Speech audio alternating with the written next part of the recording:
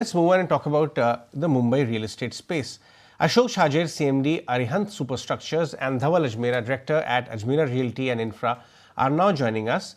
The new MahaRERA norms as far as Maharashtra is concerned. Dhawal, Ashok, good morning. Thank you so much for your time. Dhawal, let me start with you. What are these norms, the new MahaRERA norms? How different are they from the previous ones and its impact on players such as yours who are Mumbai and Maharashtra focused? Good morning, Ajay. I think this new norms has been the entire aim of MahaRERA is to bring in more transparency and also bring in more accountability on account of developers, also with the buyers, so that there is enough and more control for the projects which are being currently executed.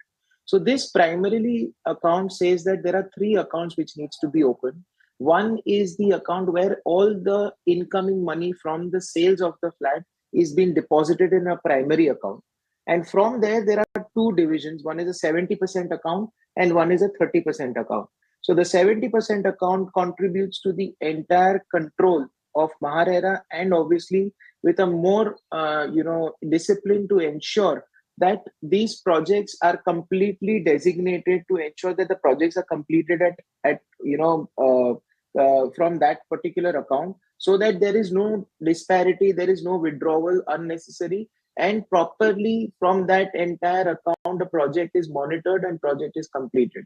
While from the 30% account you have the leeway of removing your the land cost or the other marketing expenses, etc. But the entire aim is that one entire money comes in one account. From there it is distributed to two different accounts to ensure the project does not hamper in any given point in time. All right, that's a take from you. Just wanted to also get a sense from you, Ashok, as to what your outlook would be as well in terms of the impact of the segregation then of the funds received from the home buyers into separate accounts. What would that have as an impact? Well, it was designed to be so from the day one, and it's in compliance part. It was very clear that the total amount should have come to one account, and that is what the observation by the RERA over these past years have we found, that there are some portions which are being taken not as a flat cost, but are taken as other costs and which are deposited in different accounts. So this is in compliance part, which the good companies have been already adhering it in the same manner what the RERA has been notified and issued up circular today. There were many of the projects where such type of accounting was being done for their convenience, and henceforth going forward it will not be. So that will ensure safety and security to the project and the home buyers. Okay, fair enough.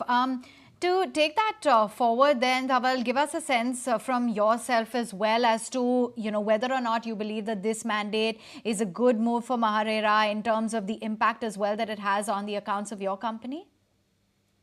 Well, I personally believe that this is a good move because, eventually if your intent and if the entire projection of the company and also the working and functioning of the company is being completely streamlined, as well as for the customer, it is, they are also more secure that tomorrow the entire money what they are paying is completely being used for the project and not being removed. So according to me, this was the practice where most of the developers were already practicing. I think there were a certain, things which some developers were not taking into account in terms of the cost expenses and probably removing it. But I think that has streamlined it well. So I don't see this as a bad move. In fact, it's a very clear and transparent move, which will secure the buyers as well as the developers in ensuring the project is completed well. Ashok, what is the process of withdrawal of the funds in case the company needs them? And do these new rules then add a layer of tediousness to the entire withdrawal process, making it more cumbersome for companies like yours to withdraw money and adhere to compliance? And would it lead to then any delays in the overall development timeline? The process is that you have to give an certification to the banker who operates and controls the bank account, and the banker has to adhere to the total cost which is there mentioned in the in the RERA submission during the project. So the uh, process gives up an withdrawal limitation to whatever is required, not over and above. Yes, all over India, this percentage cannot be justified to each project because the cost of construction, the land cost, and the ratios differ a lot. But there has to be some mechanism, and hence, by this mechanism, the project is fully secured. The developers have 30%, which is good enough for a project to take off. And there is no difficulty in terms of operating the new projects. It has to be funded. The financial discipline has to be taken. The financial program has to be made for the new projects and not to be dependent on the ongoing projects. Dhaval, the other thing I wanted to understand is from the other party perspective. In case a home purchase is cancelled by a home buyer, what is the process then of a refund and how long would that process take? Well, in case if the buyer cancels the apartment, then we will have to get the money refunded from the 30% account and also from the 70% account.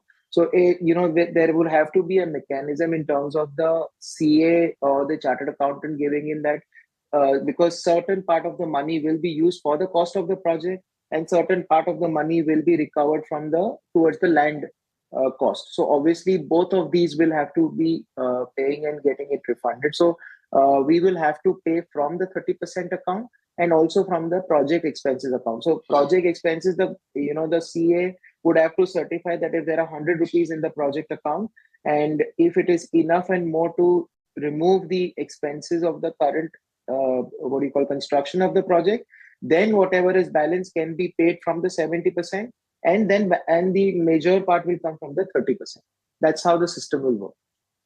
Let's shift focus a bit about your own businesses then. Dhaval, how's it going? The volume front, the pre-sales numbers, the first quarter. I don't think you've shared your provisional numbers so far, but can you give us some color on how the offtake is, at least inquiries are? So over the last quarter, there had been, I would say, as compared to what probably it was earlier, had been a little slowdown, primarily not on any other grounds, but obviously elections were around, plus holiday season being there from May, June onwards. So we are, in fact, in the entire scheme of things, we did a few launches, we did regular sales. There have been a good movement. We are just panning out the final numbers. Probably in a week or so we should be coming out, but I think overall there has been a momentum in a positive way. But if I have to compare it to probably a last quarter or probably a quarter before, my sense is maybe a little bit here and there, and primary reasons is not anything negative, but obviously elections and vacation was my sense is the criteria for being a little slow. With Arihant, a lot of market participants are pinning a lot of hope because of you have some strategic parcels in Ulve area as well, where Atal Bridge is actually joining two big areas of Mumbai. How has development happened there? We've seen some time now.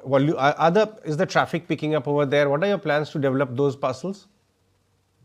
Well, Arihant Superstructures Limited has almost 6,000 crore rupees of inventory on the Atal Setu line, which we call as the Silk Route or the spinal cord of the Mumbai 2, Navi Mumbai 2.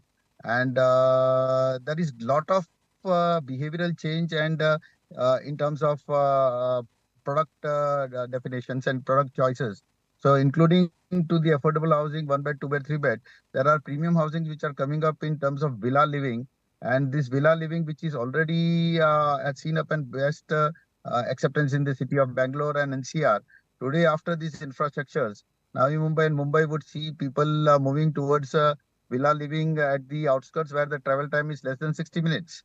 So we see a new format of real estate coming up across Mumbai outskirt regions. All right, gentlemen, thanks so much for taking the time out and joining in and just giving us that overall roundup as to what exactly these norms could mean, and of course how we're seeing the face of the metros, in particular Mumbai, really changing due to the growing infrastructure and real estate. On that, if you like this video, then like, share and subscribe to ET Now.